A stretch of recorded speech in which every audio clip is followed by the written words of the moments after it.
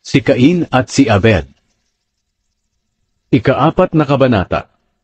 Pagkatapos noon, sumiping si Adan sa asawa niyang si Eva at nagbuntis ito. Nang manganak si Eva, sinabi niya, "Nagkaroon ako ng anak na lalaki sa pamamagitan ng tulong ng Panginoon. Kaya Cain ang ipapangalan ko sa kanya."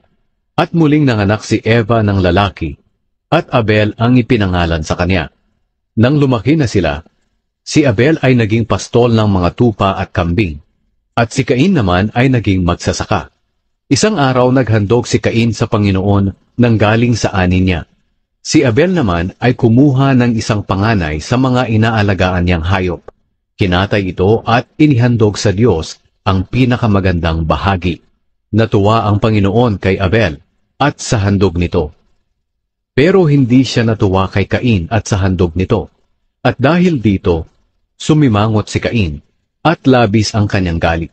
Kaya tinanong siya ng Panginoon, "Ano ba ang ikinagagalit mo? Bakit ka nakasimangot? Kung mabuti lang ang ginawa mo, maligaya ka sana.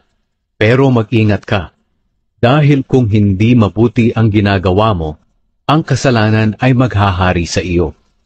Sapagkat ang kasalanan ay katulad ng mabagsik na hayop na nagbabantay sa iyo para tuklawin ka. Kaya kailangang talunin mo ito." Isang araw sinabi ni Cain kay Abel, "Halika, pumunta tayo sa bukid."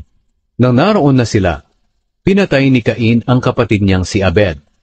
Pagkatapos, nagtanong ang Panginoon kay Cain, "Nasaan ang kapatid mo?"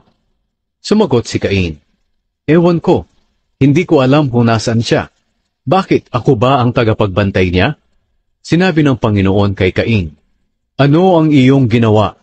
Ang dugo ng kapatid mo'y parang tinig na nagmamakaawa. Naparusahan ko ang taong pumatay sa kanya. Dahil sa ginawa mo, isusumpa ka.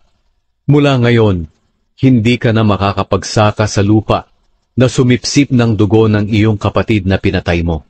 Kahit magtanim ka pa, ang lupa ay hindi na magbibigay sa iyo ng ani. At wala kang pirmihang matitirhan, kaya magpapagala-gala ka kahit saan." Sinabi ni Cain sa Panginoon, "Napakabigat ng parusang ito para sa akin.